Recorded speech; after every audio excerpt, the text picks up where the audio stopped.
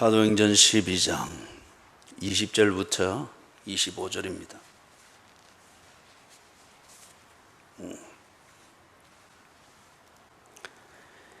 헤롯이 두로와 시돈 사람들을 대단히 노여워하니 그들의 지방이 왕국에서 나는 양식을 먹는 까닭에 한 마음으로 그에게 나와 왕의 침소 맡은 신하 블라스도를 설득하여 화목하기를 청한지라.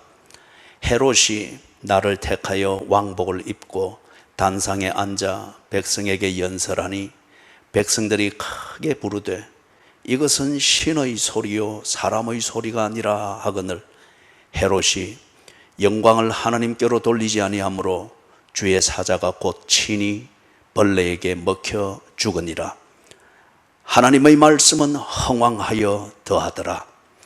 바나바와 사울이 부조하는 일을 마치고 마가라 하는 요한을 데리고 예루살렘에서 돌아오니라. 아멘.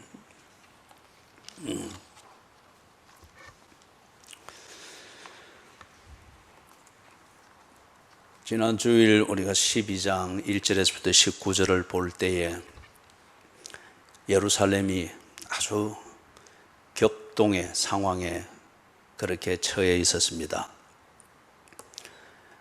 시민들의 눈에도 그렇게 보일 만큼 헤롯 왕이 권력을 가지고서 생성되는 기독교를 박해하고 핍박하는 이게 아주 극심했습니다. 기독교가 박멸될 것 같은 그러한 위기감이 고조되는 상황이었죠. 그런데 표면적으로는 기독교가 박멸될 것 같고, 그리고 기독교와 기독교인들, 그리고 생성되는 그 잡초의 싹처럼 자라나는 교회들이 서러져 없어져 버릴 것 같은 아주 기세등등한 박해가 있었습니다. 정권을 가지고서 다루기 때문에 거기에 대해서 개인의 의견을 가지고서 맞설 수 있는 것은 표면적으로 허용되지 않는 그러한 분위기였습니다.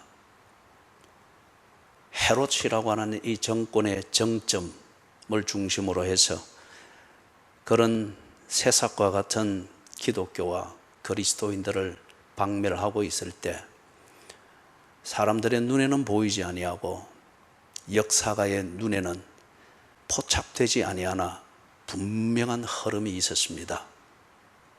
하나님의 일하심이었습니다. 소리가 나지 아니하며 사람들을 선동할 만한 눈에 보이는, 그리고 감각으로 확인할 수 있는 그러한 것은 없었으나, 그러나 헤롯의 그 세력이 만들어내는 그 분위기가 결코 없앨 수 없고 무시할 수 없는 그 시간을 이끌어가는 분명한 힘이 있었습니다. 우리가 보았죠. 법은 베드로를 투옥시켰습니다. 그러나 일하시는 하나님은 베드로를 법 위를 걷게 했습니다. 법은 하나님의 말씀을 가두었습니다. 그러나 하나님의 말씀은 그 말씀을 가두는 그 세력을 우리나라 씨름에서 엎어치게 하듯 뒤집게 하듯 오히려 그것을 딛고 법을 걸어서 나오는 것을 통하여서 하나님의 무소불위하심을 보여주는 그런 현장이 되게 했습니다. 일하시는 하나님을 모르는 사람들에게는 이게 놀라운 일이며 당혹스러운 사건이며 자기들끼리 누가 이 일에 책임을 져야 되는가, 역시 법과 권력으로서 자기들끼리 다투는 일이 되었습니다마는 하나님을 알고 하나님을 믿는 자들에게 있어서 이것은 큰 증거였습니다. 하나님은 살아계시며 그 하나님을 믿는 것은 하나님께 헌신하며 고백하였던 신앙을 따라 사는 일상생활이다 하는 것을 다시금 확증하는 분명한 증거가 되었습니다. 그러면서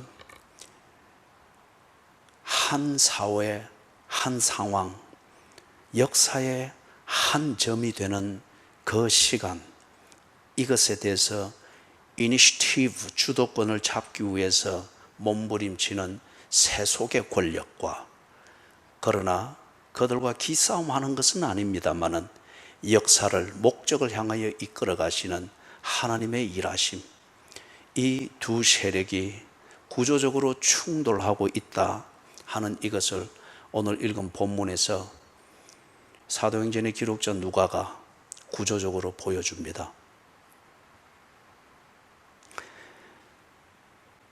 헤롯이 과연 어떤 실체의 권력을 가지고 있는지, 그리고 헤롯이 기독교를 박멸할 수 있는지, 하나님의 말씀을 왕의 명령으로 가두어 두어서 무기력하게 만들 수 있는지, 권력 앞에서는 무기력할 수밖에 없는 그게 하나님의 말씀인지, 다른 말로 하면 하나님의 말씀도 하나의 종교적 교훈이요 또는 철학적 이념에 지나지 아니하는 것이다 하는 이런 것인지, 누가가 이것을 똑똑하게 대비하여서 보여줍니다. 20절에 보니까 두로와 시돈이 등장합니다. 여러분이 성경 지도를 보면서 두로와 시돈은 자주 보았죠. 지금 레바논 땅 지중해 해변에 있죠. 유명한 항구 도시입니다. 예수님도 이곳에 방문을 하셨습니다. 방문을 하면서 두로와 시돈 그 특징을 거기에 묘사를 해놓기를 참 악한 도시였습니다. 내용이 없이 겉으로 재물이 많고 유명하고 부하면은 악해지는 게 분명합니다. 우리의 내면의 악을 겉치장과 겉의 풍부함으로 덮고 자기 스스로의 양심의 가책도 무마하려고 하는 것은 타락한 인간이 가지고 있는 도덕성입니다. 그렇기 때문에 인간의 도덕은 이율배반적이고 인간을 위선적으로 만들 수밖에 없습니다. 두로와 시돈이 모든 면에서 풍성했습니다. 염려할 게 없었습니다. 로마 황제와 로마 제국 본토마저도 두로와 시돈을 아낄 정도로 아주 문화적으로나 재물에 있어서나 기회에 있어서나 매력적인 항구 도시였습니다. 그런데 예수님은 그곳에 한번 들리셨죠. 그리고 악한 도시라고 했습니다. 당장 불을 내려서 살을지라도 아까울 게 없을 정도로 악한 도시라고 했습니다. 두로와 시돈 등장을 했는데, 지금 보니까 재미있는 표현이 있습니다. 헤롯, 지금 여기 나오는 헤롯은 헤롯 아그리빠입니다. 헤롯 아그리빠가 갈릴리 지역 쪽, 그쪽으로 해서 지금 두로와 시돈에 있는 거기에 미치는 지역까지 자기가 관할하도록 맡은 왕입니다. 로마 황제가 그것을 인정을 해 주었습니다. 그렇기 때문에 지금 여기 나오는 헤롯 아그리빠는 분봉왕입니다. 최종적인 권한은 로마 황제에게 있습니다. 그리고 로마 황제의 뜻을 받들어서 로마 황제의 대리 통치를 지금 하도록 하기 위해서 특정 지역을 할애해 주고 그 지역의 왕권을 가지고 행세하도록, 로마 황제의 관할하에서 행세하도록 허락받은 이런 왕을 분봉왕이라고 합니다. 지금 헤롯이 그 중에 한 명입니다. 그런데 이 두로와 시돈은 헤롯이 통치하는 그 영역에서 제외되어 있습니다. 앞에서 두로와 시돈의 특징에 대해서 이야기했던 것처럼 이것은 로마에 많은 유익이 되고 로마 황제에게 유익이 될 수 있는 그런 중요한 부유한 항구 도시였기 때문에 이 두 도시는 로마 황제의 통치하에 두었습니다. 이러면 분봉왕들이 그 도시의 자치권을 건드릴 수 없습니다. 헤롯 왕의 통치로부터 이 두로와 시돈은 벗어나 있습니다. 그렇기 때문에 20절 마지막에 화목하기를 청한지라. 두로와 시돈이 헤롯 왕의 통치하에 있다고 하는 것 같으면 화목하기를 청하는 것이 아니고 그 명령에 복종하든지 아니면 미운 틀이 박혔으면 그것을 어떻게든지 씻어내기 위해서 복종하는 어떤 이런 것을 해야 되겠으나 지금 20절에서 두로와 시돈의 대표자를 보내어서 헤롯과 화목을 청하는 것은 외교적 수단입니다. 외교적 수단. 왜 이렇게 하는가? 두로와 시돈이 많은 면에서 두로와 시돈이 외부의 사람들이 부러워할 정도로 풍성한 도시고 재밌는 도시인데, 그런데 왜 헤롯 왕에게 이게 지금 딱 코가 끼었습니까? 한 가지를 거기에 말하고 있죠. 그들의 지방이, 즉 두로와 시돈이 왕국에서 나는 양식을 먹으므로, 여기서 왕국은 헤롯이 통치하는 그 지역을 말합니다. 헤롯이 통치하는 지역, 갈릴리 주변 지역이 중심이 되겠죠. 거기서 나는 양식을 먹습니다. 이 말은 두로와 시돈에는 곡식을 재배할 만한 충분한 땅이 없습니다. 해변에 있는 항구 도시니까. 그리고 거기서는 소위 말해서 올리브유가 나지를 않습니다. 식생활에 있어서 지중해 연안에 사람들이 식생활을 유지하는 데 있어서 꼭 필요한 곡물들과 식료품들이 거기서는 자체적으로 나지 않는 거예요. 충분히 나지 않는 거예요. 이걸 어디서 공급을 받는가? 바로 인접해 있는 헤롯 왕이 다스리는 이 지역에서 나는 것으로 봤습니다. 그러면 서로 간에 무역 거래를 하고 있는 이 관계라는 겁니다. 헤롯이 이 두 도시에 대해서 굉장히 노여워하고 있다라고 하면은 분명히 이 무역 관계에 있어서 헤롯의 마음에 들지 않는 그 무엇인가가 있었던 게 분명합니다. 그러나 이 두로와 시돈이 자기들의 더 많은 장점을 가지고서 이 무역 관계에서 헤롯을 압도할 수 있는 우위를 점할 수 없는 것은 그들의 가장 기본적인 자원이 되는 곡식과 식료품, 이것을 헤롯 왕국으로부터 공급받아야 되기 때문에 그들이 우위를 점할 수가 없습니다. 그래서 을의 위치에 가서 어떻게든지 헤롯 왕의 마음을 풀고 그들이 필요한 곡물과 식료품의 무역을 계속 할 수 있기를 원하여서 지금 이렇게 저자세를 취하면서 외교적 관계를 가지고 화목을 쳐가려고 합니다. 누구를 통해서 합니까? 신하 이름이 나오죠. 블라스도라고 합니다. 이 블라스도는 아마 헤롯 왕의 총애를 받는 가신 중에 한 명이었던 게 분명합니다. 그렇기 때문에 왕의 침소, 사생활을 하는 그 침소를 비롯해서 사생활을 하는 거기에서 왕의 시중을 드는 이 일을 맡고 있습니다. 이것은 똑똑해야 되기도 하지만은 왕의 신임을 받지를 못하면은 그렇게 그 일을 맡길 수가 없죠. 그렇기 때문에 유력한 자입니다. 우리나라 역사를 봐도 내시들이 참 이 왕의 정치를 헤집어 놓은 경우들이 종종 있죠. 블라스도가 그런 유력한 신하입니다. 그래서 두로와 시돈의 각기 다른 도시지만은 문제는 같이 공감하고 있기 때문에 공통으로 대표자들을 내어서 블라스도를 통해서 왕의 마음을 살려고 뭔가 좀 대면할 수 있는 이 기회를 마련해 보려고 사람을 넣었는데 그게 블라스도입니다. 21절에 보니까 헤롯이 나를 택했다고 합니다.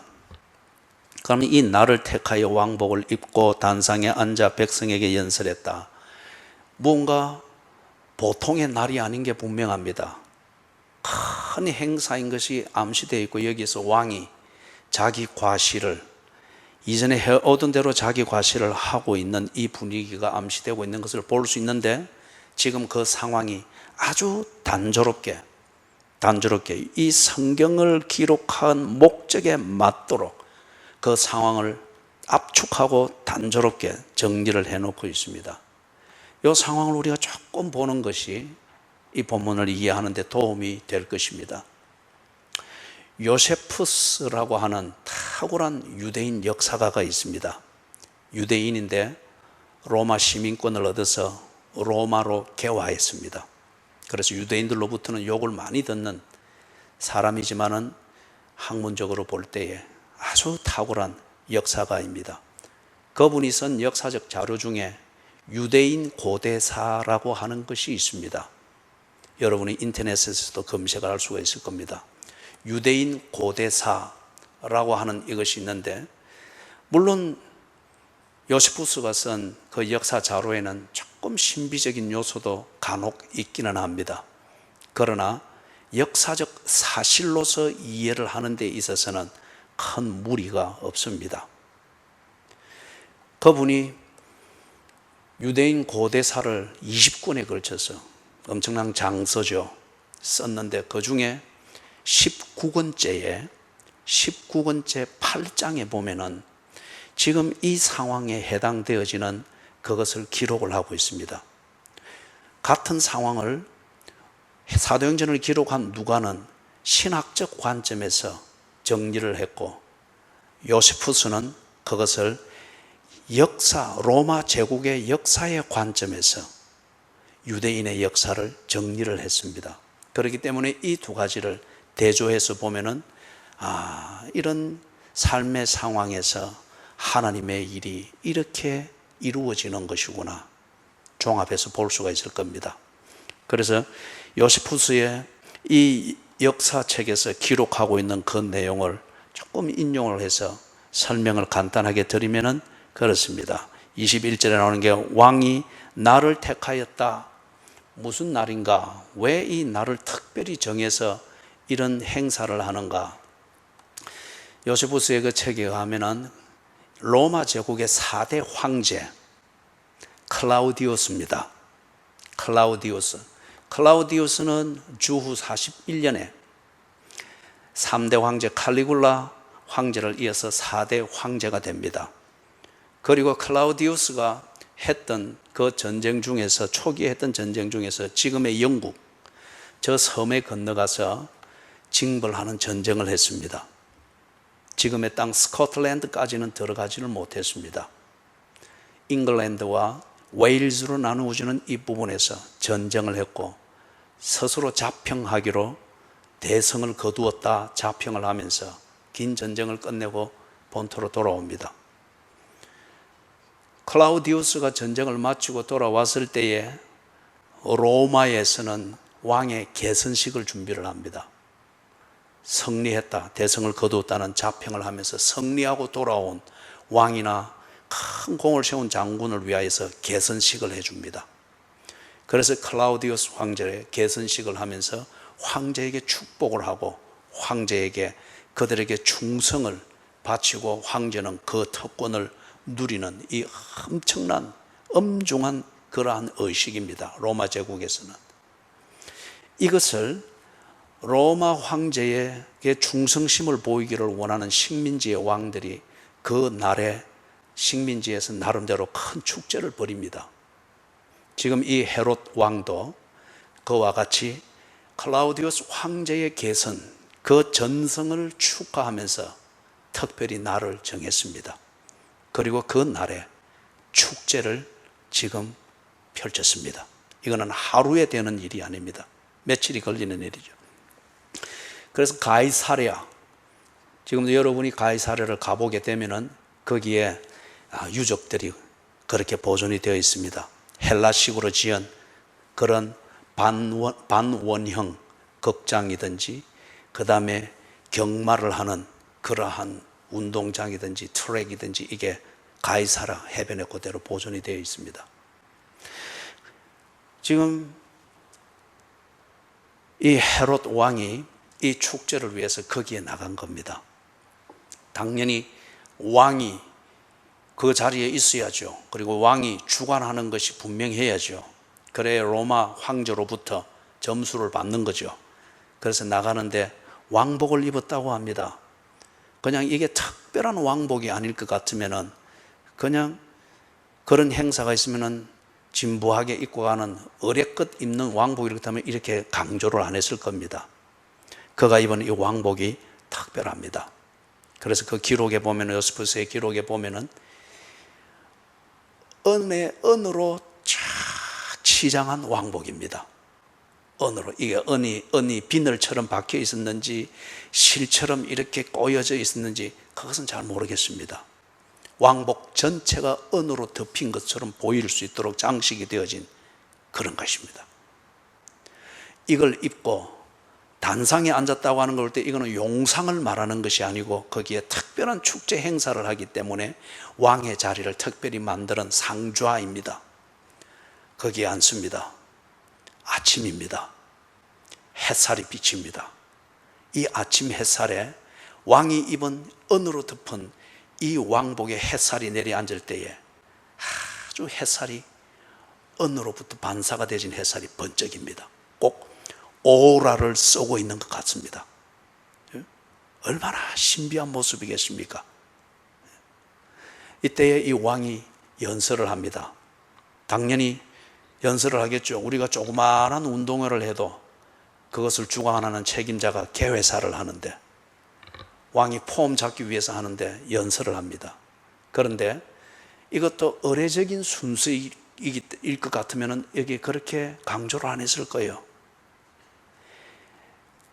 헤롯 아그리파 이 왕의 연설은 아주 잘 알려져 있답니다.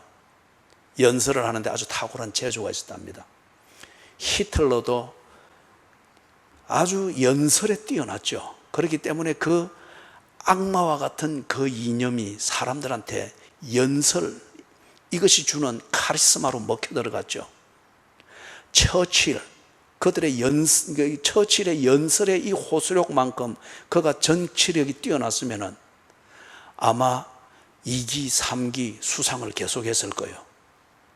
연설의 호소력은 뛰어났는데 처칠의 어떤 여론을 움직이는 이 정치력은 그렇게 신통하지 못했던 모양입니다.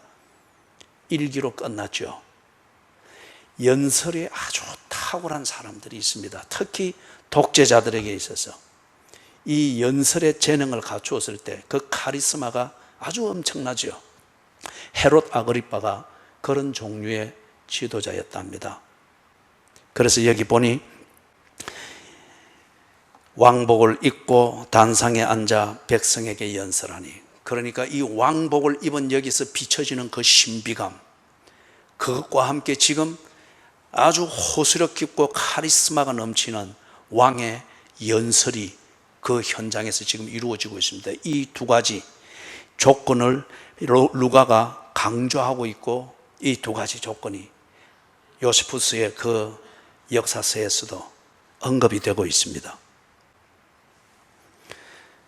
22절에 백성들이 크게 부르되 이것은 신의 소리요 사람의 소리가 아니라, 이 두 가지 요소, 특별히 이 두 가지 요소에 의해서 거기에 있던 사람들이 압도되고 있는 것을 지금 누가가 묘사를 하고 있는데, 그들의 압도된 그 분위기 중에서 어떤 면을 누가는 강조하고 있는 거예요?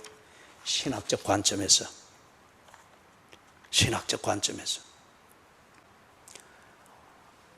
헤롯의 그 모습에서 비치는 그 신비감, 그리고 그의 입에서 뿜어나오는 카리스마가 넘치는 이 연설, 이걸 들으면서 사람들은 그 헤롯을 신으로 추앙을 합니다.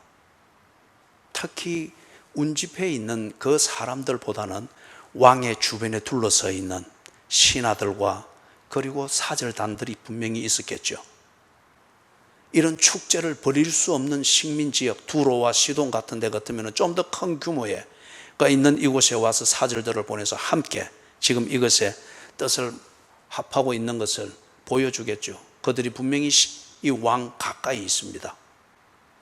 그러면서 이 왕에게 이러한 찬사를 보내는 거예요. 왕은 사람이 아닙니다. 왕은 인간이라 할 수 없는 신적 존재입니다. 이걸 지금 거기에 모여있는 절대 다수인 유대인들이 이렇게 했을 리가 없습니다. 유대인들이 이걸 주동할 리가 없습니다. 그들은 모세의 율법, 이것에 근거해서 가르치는 유대교의 철저한 그 훈련 속에서 자랐습니다. 신앙이 올바르지 않더라 할지라도 그들에게는 율법주의적 이 기준에서 오직 여호와는 하나님 한 분뿐이신 것을, 유일신 사상을 그들은 강조하고 있고 목숨을 걸었던 사람들입니다. 그들이 지금 듣는 청중 다수의 입장에서 지금 왕을 신으로 높이 그럴 리가 없는 게 분명합니다. 그렇기 때문에 모여있는 그 왕 가까이에 모이는 신하들, 이 헤롯 아그리빠는 에스의 후예인 에돔 족속의 혈통이기 때문에 유대인들이 여호와를 유일신 사상으로 섬기는 이것하고는 관계가 없습니다. 그렇기 때문에 이 헤롯의 신하들과 아주 지근거리에 있는 그 신하들은 유대인이 아닌 이방인들이 많은 것을 충분히 짐작할 수 있습니다. 이방인들의 종교적 그 사고방식은 뭡니까? 그들에게 유익이 된다 싶은 게 있으면 신으로 받듭니다. 해롭다 싶고 더 이상 이롭지 못하다 싶으면 얼마든지 신의 자리에서 끌어내어서 팽개치기도 하고 인간으로 만들거나 쓰레기로 만들기도 합니다. 그렇기 때문에 지금 그들이 그 상황에서 신비감에 압도되고 카리스마가 넘치는 이 연설에 압도가 되고, 개중에는 두로와 시돈에서 온 이 사절들처럼 왕의 환심을 사서 그들의 외교적 이해관계를 풀어야 되는 실제적인 그런 필요를 가지고 있는 사절들이 지금 왕 주변에 있습니다. 그렇기 때문에 어떻게든지 왕의 마음에 드는 이 소리를 만드는 것, 그들의 이해관계에 있어서는 아주 좋은 기회일 수 있습니다. 유대인들이 이리 만드는 것이 아니고 에돔 족속의 혈통을 가지고 있는 왕 주변에 있는 이방인 신하들, 사절들, 그들이 지금 왕을 이렇게 떠받들고 있습니다. 헤롯이 그것에 대해서 아무런 반대를 하지 않고 오히려 즐기고 있습니다. 요세푸스는 그것을 두고 내심 즐겼다고 합니다. 절대 다수의 유대인 그 참여자들이 있고 듣고 있는 그 앞에서 왕이 신으로 초앙받는 때에 유대인 관중들, 그들이 어떤 정서를 가질 것인가 헤롯 왕이 대번에 짐작할 수 있죠. 그리고 어떻게든지 자기가 통치하는 이 관할 구역에서 로마 황제의 심기를 건드리는 폭동이 일어나지 않고 반란이 일어나지 않도록 하는 것은 헤롯 왕이 잘 유지해야 될 중요한 아젠다 중에 하나입니다. 폭동이 자주 일어나고 이러면 로마 황제로부터 신임을 쉽게 잃어버리기 때문에, 그렇기 때문에 앞에서 우리가 12장에서 1절에서도 봤죠. 1절 2절에서 유대인들이 기뻐함으로, 야고보를 죽이고 나니까 유대인들이 이를 기뻐하는 것을 보고서 더 해야 되겠다 싶어서 베드로를 또 죽이기 위해서 옥에 가두었지 않습니까? 정치적이었습니다. 그런데 지금 유대인들을 기쁘게 하기 위해서 그런 정치적 결단을 서스럼 없이 하는데, 지금 이런 이 헤롯이 유대인들이 자기가 지금 신으로 떠받들 때 유대인들이 어떤 정서를 가질 것인가 모를 리가 없습니다. 그러나 이때는 헤롯이 이것을 즐겼다고 합니다. 신으로 추앙받고 높임을 받는 것. 여러분, 베드로가 고넬료 집에 갔을 때에 고넬료가 베드로에게 넙죽 엎드려서 절하면서 존경을 표할 때 베드로가 어쨌습니까? 일어나라, 나도 사람이라. 그죠? 조금이라도 자기의 위치에서 벗어난 대접을 받는 것에 대해서 말렸습니다. 바울 역시 뒷부분에 가면 보게 되죠. 바울의 그 능력과 영향력을 떠받드는 사람들이 바울을 신처럼 대접하려고 할 때 바울이 뜯어 말렸습니다. 그런데 지금 헤롯은 즐기고 있습니다. 내심 즐기고 있습니다. 여러분, 인정받고 대접받는 자리에서 조심하십시다. 하나님을 믿음 까닭에 또는 내가 믿음대로 흔들리지 않고 했던 까닭에 받게 되는 그 찬사와 대접과 칭찬, 그럴 때에 넘어지지 않도록 조심하십시다. 23절에서 헤롯이 영광을 하나님께 돌리지 아니했다고 합니다. 내심 절겠습니다. 그런데 그 뒤에 보니까 주의 사자가 곧 친히 벌레에게 먹혀 죽었다고 합니다. 소개했던 그 역사책에서 이와 이렇게 신학적 관점에서 이렇게 정리할 수 있는 그 상황을 그렇게 언급하고 있는 것을 볼 수 있습니다. 거기 보면은 조금 신비감은 있지만은 그러나 전혀 근거 없는 것은 아닐 거예요. 충분히 예상할 수 있는 상황이니까. 이 축제 중에 이래 칭찬이 쏟아지고 한껏 부풀어 있는 이때에 둘러선 신하들과 사절들과 칭송하고 있는 이들에게 이 헤롯이 잠깐 눈을 들어서 이래 보는데 뒤에 걸려있는 줄 같은 거기에 부엉이, 올빼미가 딱 앉아 있더랍니다. 이걸 딱 봤답니다. 이걸 본 순간 이 헤롯 왕에게 스쳐 지나가는 것은 악마의 사신이 온 것처럼 느껴졌다고 합니다. 어떤 불행하고 끔찍스러운 일을 전하기 위해서 온 악마의 사신을 본 것 같았다고 합니다. 그리고 얼마 지나지 않아서 그 자리에서 심한 복통을 일으키면서 그 자리를 떠났다 합니다. 그리고 그 이후 5일 동안 심히 앓다가 죽었다고 합니다. 그리고 여기 보니 벌레에게 먹혀 죽으니라. 그때 이 말하는 이 벌레가 무엇인지, 이 부분에 대해서 심한 피부병을 일으키는 그 병균, 아니면은 이 종류, 그게 갉아먹는 어떤 이런 것으로 표현하는데 그것으로는 이렇게 말씀하기는 어려워요.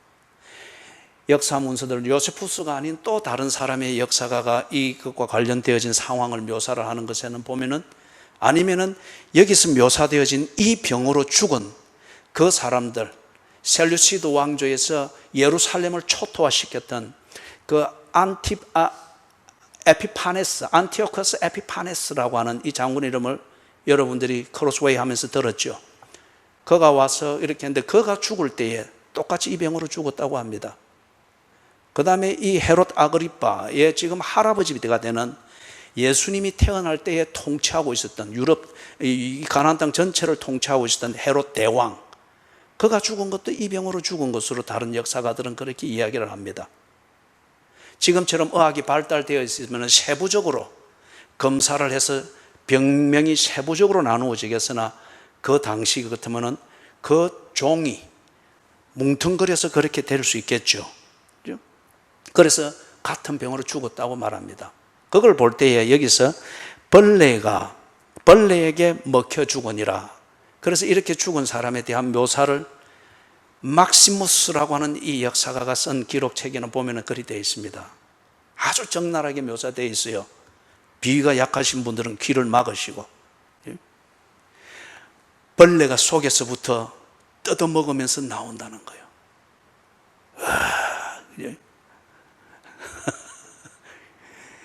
벌레가 뜯어먹으면서 밖으로 나온다는 거예요. 그리고 이 벌레가 바깥에서부터, 이 배꼽 주위로부터 그렇게 나오면서 뜯어먹어 들어간다는 거예요. 이게 속에서부터 이렇게 되어지니까 고통이 엄청나답니다. 그리고 죽음이 그렇게 비참하다는 거예요. 그래서 이 헤롯 왕의 죽음은 이것과 함께 5일을 앓다가 그렇게 죽었다고 합니다. 그 죽은 상황에 대한, 이 병으로 인해서 죽는 그 상황 묘사는 다른 역사가들의 책에서 그렇게 묘사되어 있는 것으로서 그렇게 연결해서 생각해 볼 수가 있습니다. 이 헤롯 왕이 죽으면서 옆에 있는 친구들이면 친구들이고 가신들이면 가신들이죠. 그들에게 죽으면서 이 말을 했다고 합니다. 이걸 간단하게 옮기면 이렇습니다. 너희들이 신이라 부르던 나는 이 생을 떠나야만 하노라. 이제 내가 직면한 운명이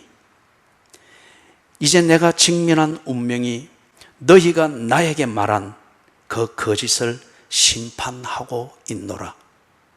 왜냐하면 이들이 왕은 신이라고 했고 불멸의 존재라고 했거든요. 그 거짓을 심판하고 있노라. 그리고 너희가 나를 불멸의 존재라고 칭송하였으나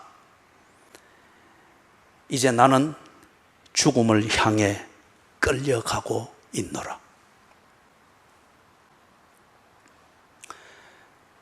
헤롯 주변에 있던 사람들이 헤롯을 신이라 칭송을 하면서 개중에는 정치적 목적으로, 외교적 목적으로 자기가 원하는 것을, 왕의 권력을 이용해서 얻고자 신의 지위를 막 남발했습니다.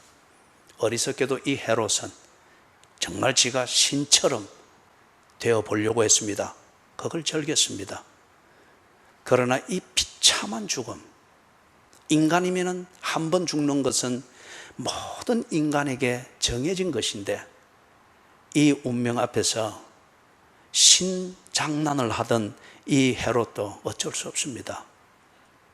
그리고 그 공치사와 거짓들이 거기에 자기가 알면서도 속아서 그렇게 했던 그 어리석음을 이렇게 이야기를 하면서 비참한 모습으로 죽고 끝났습니다. 이걸 두고 누가는 말하기를 헤롯이 영광을 하나님께 돌리지 아니하므로 주의 사자가 곧 친히 벌레에게 먹혀 죽으니라. 주의 사자가 곧 친히, 누가에게 있어서는 분명히 이거는 천사입니다. 베드로를 옥에서 끌어낼 때도 천사가 베드로를 깨워서 인도해냈죠. 천사는 하나님이 하나님의 백성을 위하여 하는 일, 그것을 위하여 심부름하는 영적 존재입니다. 하나님은 여러분을 위해서 필요할 때에 하나님은 당신이 부리는 천사들을 보내실 것입니다. 그러나 여러분이 천사를 숭배할 필요는 없습니다. 모든 것을 부리는 하나님을 기다리며, 우리의 권세가 뭡니까? 천사를 통해서 하나님을 만나는 게 아닙니다. 우리는 하나님을 직접 대면하여 교제합니다. 이게 하나님의 자녀된 권세입니다. 이 권세가 초라해지지 아니하며 이 권세가 인간으로서의 나의 연약함 때문에 헤롯 같은 것에 의해서 그렇게 짓밟히는 이것으로 끝나지 않도록 하기 위해서 이 권세를 주신 하나님은 천사를 보내서라도 감옥에서 끌어내시고 초라한 자리에서 일으키십니다. 그런데 이걸 요세푸스는 올빼미를 본 그것을 가지고서 헤롯이 그 충격을 받는 것으로서, 예, 하나님은 그렇게 합력하여 선을 이룰 수가 있죠. 24절에 보니까 하나님의 말씀은 흥왕하여 더하더라고 합니다. 여러분, 헤롯 왕은 54세를 살고 죽었습니다. 분봉왕으로서 7년 통치한 끝에 그리고 이렇게 죽었습니다. 그가 통치하는 동안 그는 정치적 목적으로 유대인을 기쁘게 하기 위하여서 교회를 마녀 사냥했습니다. 그걸 위해서 그가 정책을 부린 것은 교회의 지도자들을 잡아서 죽이고 투옥하고, 그렇게 해서 본보기를 보여서 기독교를 박멸하려고 하였습니다. 그러나 그는 54세로 죽었으나 그의 죽음을 지켜본 것은 하나님의 말씀입니다. 그가 없애려고 했던 교회가 그의 장례 소식을 들었습니다. 여러분, 하나님의 말씀은 흥왕하여 더하더라. 그 당시의 교회, 그 당시의 그리스도인들이 두 번의 큰 핍박을 견뎌냈습니다. 앞에서는 우리가 뭘 봤습니까? 유대인들이 하는 핍박이었습니다. 그 핍박으로 인해서 예를 들면 서대반이 죽었습니다. 돌에 맞아 죽었습니다. 유대인들의 사형법을 따라서 돌에 맞아 죽었습니다. 그리고 그 핍박을, 박해를 통하여서 아이러니하게도 사울이 회심하고 돌아왔습니다. 두 번째 핍박은 지금 이 헤롯 대왕이 전개하는 것이었습니다. 12장 1절부터 시작이 됐죠. 이 핍박으로 야고보가 죽었습니다. 요한의 형제 야고보가 죽었고 베드로가 투옥되어 죽을 뻔하였습니다. 그래서 이 교회를 말살시키려고 했던 핍박이었습니다. 그러나 교회는 이 두 번의 핍박을 견뎌냈습니다. 교회나 그리스도인들에게 부대가 있었던 게 아닙니다. 무기가 있었던 것도 아니며 전략가가 있었던 것도 아닙니다. 그들에게 있었던 것은 기도하는 믿음이 있었습니다. 그리고 기도하기 위하여 모이는 공동체 의식이 있었습니다. 그리고 개인적으로는 예수 그리스도를 믿는 믿음을 따라 사는 고집이 있었습니다. 이사야서 26장 3절의 표현 같으면 심지가 견고함이 있었습니다. 그 대가는 박해와 손해와 죽음과 또는 죽음의 위협이었습니다. 그게 그들이 가진 것의 전부였습니다. 그런데 군대와 법을 가지고서 그들을 핍박하던 그 권력들을 교회나 그리스도인들은 이겨냈습니다. 그 엄청난 핍박 가운데에서 그들이 했던 것은 무엇입니까? 두 가지였습니다. 하나는 그리스도인들과 교회는 그들의 신앙 고백대로 그냥 일상생활을 하는 것이었습니다. 일용할 양식을 주신 하나님 앞에서 밥을 먹고, 그리고 무엇을 먹을까 무엇을 마실까 염려하지 말고 너희는 먼저 그의 나라와 그의 의를 구하라는 이 말씀대로 하루의 우선순위를 정하여서 하루 일과를 살았던, 평범한 일상을 살았던 것이었습니다. 신앙 고백을 따라서. 그들이 했던 두 번째의 것은 하나님 앞에 기도하는 것이었습니다. 그런데 이 두 번의 핍박이 지나가는 동안에 그들에게 일어난 결과는 뭐죠? 일어난 결과는 핍박하는 세력이 사라졌습니다. 그리고 그리스도인들의 생활, 핍박하는 세력들이 사라졌다고 해서 이 그리스도인들의 생활이 바뀌고 그들의 우선순위가 바뀐 것은 아니었습니다. 핍박을 받을 때나 야고보의 죽음의 소식을 들을 때나 베드로가 갇혀서 아니면 내일 죽게 될지도 모르는 이 급박한 상황에서 그들이 모여서, 그러나 드러나지 않는 곳을 신중하게 몰라서 거기에 모여서 간절히 기도하는 것, 그것이 핍박하는 세력들이 사라졌을 때에도 그들은 그리했습니다. 핍박할 때에 다른 대안이 없기 때문에 실오락이라도 잡는 심정으로 기도하는 것, 그것도 귀합니다마는 그것은 종교인들도 할 수가 있습니다. 이념적으로도 할 수가 있습니다. 해볼 것 다 해본 다음에 다른 선택이 없을 때에 그것을 지푸라기라도 잡는 심정으로 할 수 있습니다. 그렇기 때문에 그럴 때에는 이것이 믿음에서 나서 하는 것인지 살 길을 찾기 위하여서 소 뒷발질에 쥐밟기라도 하듯 그 요행을 바라면서 하는 것인지 분간이 안 될 수가 있습니다. 그러나 분명한 것은 그들로 하여금 그렇게 절박하게 하나님을 찾도록 만들었던 그 핍박이, 그리고 쉽게 죽여버리는 이 왕이 죽어서 우선 평화 샬롬이 이루어지는 이때에도 그들은 기도했습니다.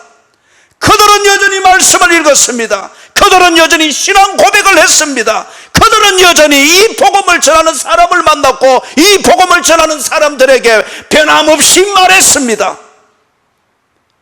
예수가 구세주인 것과 그분을 믿을 때에 그분이 한 약속대로 하나님의 백성이 된다고 하는 것과, 이 하나님의 백성이 된다고 하는 것은 이데아의 문제가 아니라 이 이데아를 내 속에 끌어들여서 내 현실에 맞도록 내가 요리하는 어떤 철학자의 그런 몸부림과 요리가 아니라 이 하나님의 자녀가 된다고 하는 것, 이것이 내 현실임의 양식인 것을 알도록 하기 위하여서 성령이 내 안에 내주하시면서 성령이 나를 이끄시며 무엇을 먹을까 무엇을 마실까 이 철학적이고 경제학적인 사고방식을 바꾸어서 삶의 목적을 알게 하고 삶의 목적에 집중하도록 만드는 진정한 인간의 삶, 이것을 인도하고 있는 그들의 현실을 그들은 사람들에게 말했습니다.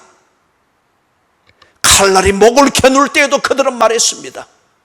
그 칼날이 꺾여진 이때에 이제는 거침없이 말할 수 있겠죠. 그러나 분명한 것은 그들은 핍박을 받을 때에 했던 것과 동일하게 했습니다.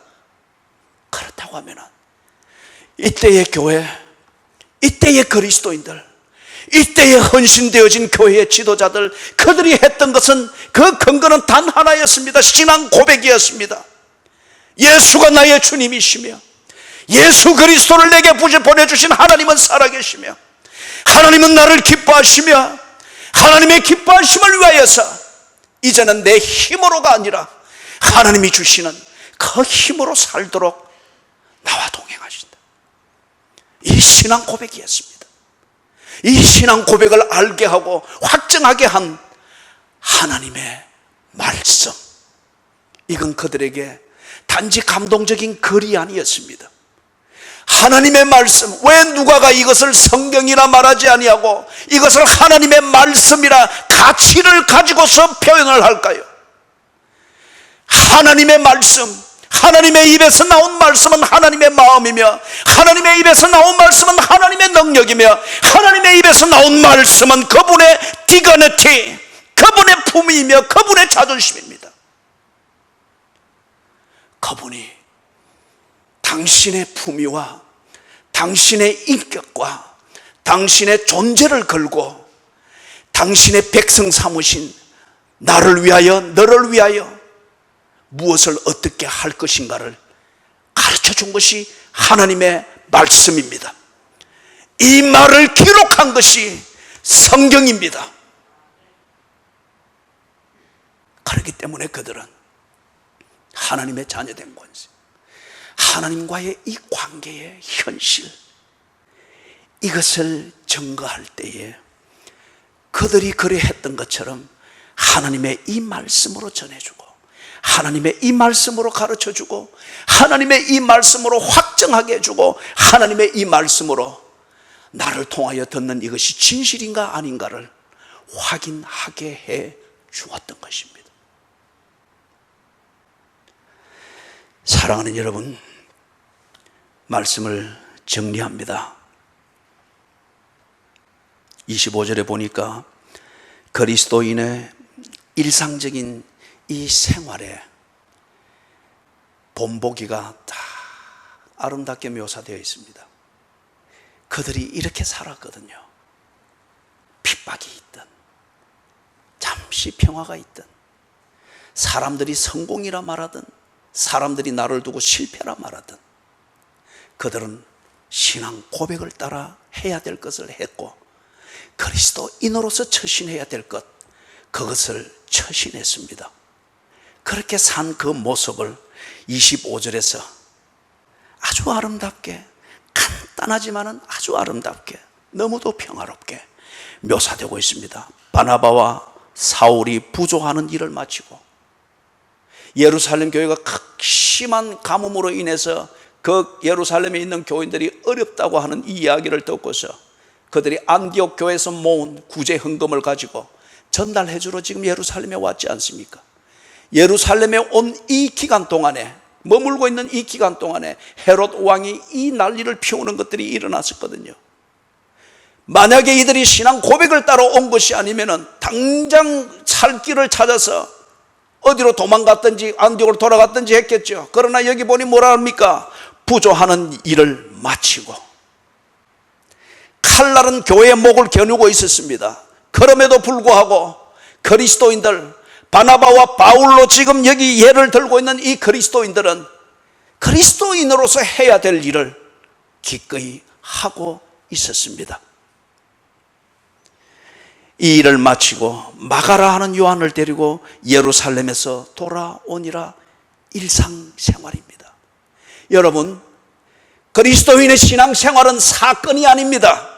그리스도인의 신앙생활은 하나의 이벤트를 만들고 그것이 뿜어내어주는 영향력을 울고 먹으면서 내 스스로 감동을 만들고 감동의 힘으로 살아가는 그러한 이념에 중독되어진 삶이 아닙니다. 그리스도인의 신앙생활은 일상생활입니다.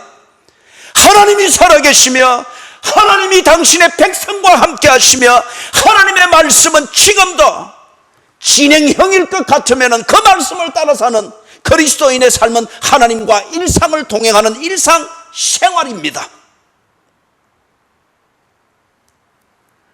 이 아름다운 그리스도인의 삶의 모습, 높은 곳에 있을 때든 낮은 곳에 있을 때든 초망에 있을 때든 궁궐에 있을 때든 좋을 때에든 구절 때에든 건강할 때에든 병들었을 때에든 가난해질 때가 있으면 부할 때가 있는데 이런 모든 것에 관계없이 오직 하나 그리스도인의 신앙 고백을 따라서 자기가 해야 될 일을 묵묵히 해나가는 일상생활, 이 아름다운 모습을 25절에서 다 보여주고 있습니다. 일상생활의 내용을 따라서 사건은 만들어지는 것이죠. 우리는 사건을 만들기 위해서 일상생활을 조작하지 않습니다. 왜 우리가 새벽 기도회를 합니까? 오늘 하루가 시작되는 것을 알기 때문입니다. 그리고 우리의 일상생활이 주님과의 동행인 것을 알기 때문에 우리 하나님과 일상생활 회의를 하는 겁니다. 하나님, 시작합니다.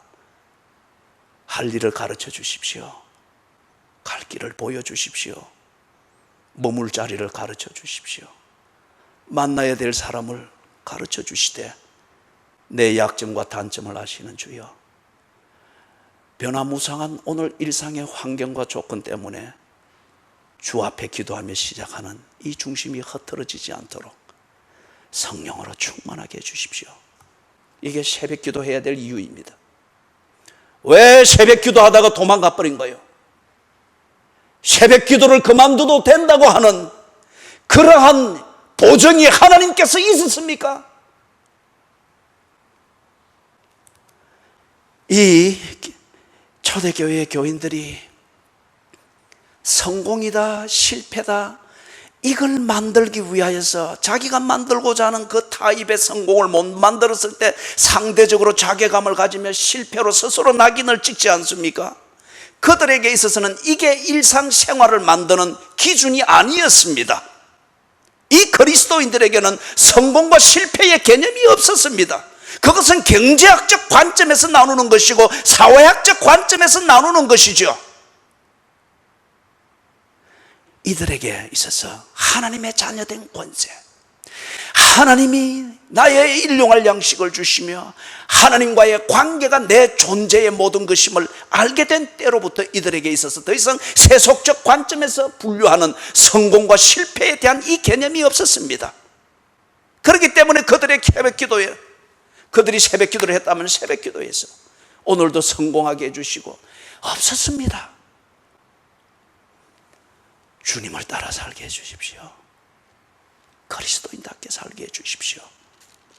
하나님께 영광이 되게 해주십시오. 그리스도인에게서 굳이 성공이라는 말을 갖다 붙인다면 그리스도인답게 살았다면 당신은 성공입니다. 하나님 보시기에 좋았다면 당신은 성공입니다. 하나님의 입에서 시와 노래가 나왔다면 뼈 중에 뼈요 살 중에 살이라는 이 노래를 부르게 만들었다면 당신은 진정한 성공을 한 겁니다. 여러분, 미가서 5장 7절에 보면은 이렇게 되어 있습니다. 미가서 5장 7절을 읽어드립니다. 야곱의 남은 자는 많은 백성 가운데 있으리니 그들은 여호와께로부터 내리는 이슬 같고 풀 위에 내리는 담비 같아서 사람을 기다리지 아니하며 인생을 기다리지 아니할 것이며, 야곱의 남은 자는 많은 백성 가운데 있으리니 그들은 여호와께로부터 내리는 이슬 같고 풀 위에 내리는 담비 같아서, 여호와께로부터 내리는 이슬 같고 풀 위에 내리는 담비 같아서 사람을 기다리지 아니하며 인생을 기다리지 아니할 것이며. 여러분, 사도행전을 지금까지 봐오면서 우리가 읽었던 이 본문, 이것이 정리하고자 하는 그 맥락에서 볼 때에 두 가지 구조가 있었죠. 두 가지 요인이 하나의 구조를 만들었죠. 한쪽은 하나님의 말씀대로 살던 자들은 죽었습니다. 서대반이 있었죠. 투옥됐습니다. 베드로와 요한이 있었죠. 그들은 숨어 지내야 했습니다. 교회들이 그러했죠. 쓸데없는 핍박과 논쟁을 피하기 위해서 숨어 지냈습니다. 그리고 그들이 했던 것은 기도하며 그들의 신앙 고백을 따라서 일상생활을 해 나갔습니다. 이런 그들을 보는 시민들의 눈에는 그들은 무기력하고 무능하고 실패한 사람들, 그렇게 비춰졌습니다. 기독교가 그렇게 비춰졌고 그렇게 다루어졌습니다. 반면에 12장까지 읽어오면서 우리가 볼 때에 하나님의 말씀을 반대하는 자들, 하나님의 말씀을 반대하며 하나님을 대놓고 모욕하는 그 자들은 권력을 잡았습니다. 예수 믿는 자들을 죽였습니다. 예수 믿는 자들을 마음대로 체포하였고 감금하였습니다. 그리고 그들의 세력은 더욱더 단단해지고 형성되어져 갔습니다. 오늘 봤던 본문처럼 심지어 신으로까지 추대가 되어지는 그러한 것을 보았습니다. 모든 것을 지배하고 기득권을 행세하는 자들이 되었습니다. 당연히 무리들의 눈에 그들이 성공한 사람들이고 그들이 능력 있는 자들이고 그들에게서 무언가 미래가 보이는 그런 것으로 비춰졌습니다. 그런데 누가 누구를 패배시켰으며 누가 누구를 밟고 여전히 목적을 향하여 전진하고 있는 자들은 누구입니까? 교회를 죽이던 자들, 그리스도인들을 죽이는 것을 자신의 목적을 이루는 수단으로 삼았던 권력자들, 그는 벌레가 먹어 죽었습니다. 하나님을 보는 마음 청결한 이 영혼의 눈으로 하나님을 보며 사는 사람들은 세상에서는 우겨싸임을 당하고 이런 상황에서는 패배하는 자와 같고 죽임을 당하는 자 같으나, 그러나 그들은 여전히 걷고 있는 자들이었으며 그들은 전진하는 자들이었으며 목적으로 다가가고 있는 자들이었습니다. 미가서 5장 7절에서 읽었던 것처럼 그들은 여호와께로부터 내리는 이슬 같고 풀 위에 내리는 담비 같았습니다. 이슬을 막을 수 있는 권력이 있습니까? 담비를 막을 수 있는 법이 있습니까? 이슬을 막을 수 있는 사회가 있습니까? 이슬을 막을 수 있는 농과학의 이론이 있습니까? 어떤 비료를 만들어낼지라도 이슬을 막을 수 없고 이슬을 만들 수 없으며 담비를 막을 수 없고 담비를 만들어낼 수가 없습니다. 이슬이 가나안 땅의 농작물을 재배하는 생명력이었습니다. 풀 위에 내리는 담비들이 방울방울 이루어서 내를 이루는 것이 비가 잘 오지 않는 가나안 땅의 식물에 생명을 주는 원동력이었습니다. 이 이슬과 담비를 누가 막을 수가 있습니까? 하나님께서 이슬을 만드시고 때를 따라 담비를 내리시는 창조주일 것 같으면 이슬을 막을 수 없다면 하나님을 막을 수 있는 자 없습니다. 담비를 조작하여 만들어낼 수 있는 실험실이 없다고 하면 이 세상 어떤 것도 담비를 주시는 하나님을 막고 하나님을 간섭할 세력이 없습니다. 사랑하는 여러분, 하나님의 말씀은 하나님의 통치 수단입니다. 성경은 하나님의 통치 수단입니다. 국가의 헌법이 있다면 하나님의 나라에는 하나님의 말씀이 있습니다. 하나님의 말씀대로 하나님은 통치하십니다. 하나님의 통치는 헤롯과 싸워서 헤롯 왕권의 우위에 서기 위하여서 다투는 것이 아닙니다. 하나님의 싸움은 마귀와 다투어 싸워서 마귀보다도 우위를 점하는 이 위치를 찾기 위해서, 고지를 점령하기 위해서 마귀와 싸우기 위한, 이게 하나님의 통치의 목적이 아닙니다. 그들은 하나님의 관심사가 아닙니다.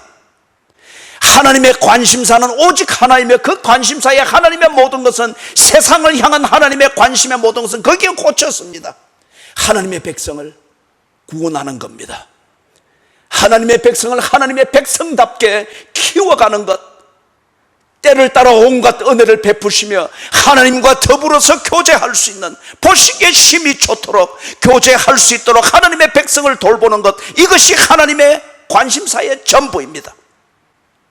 이 관심사를 위해서 하나님은 우리가 알 수 있도록 하나님 나라의 헌법과 같은 하나님의 말씀을 주신 것입니다.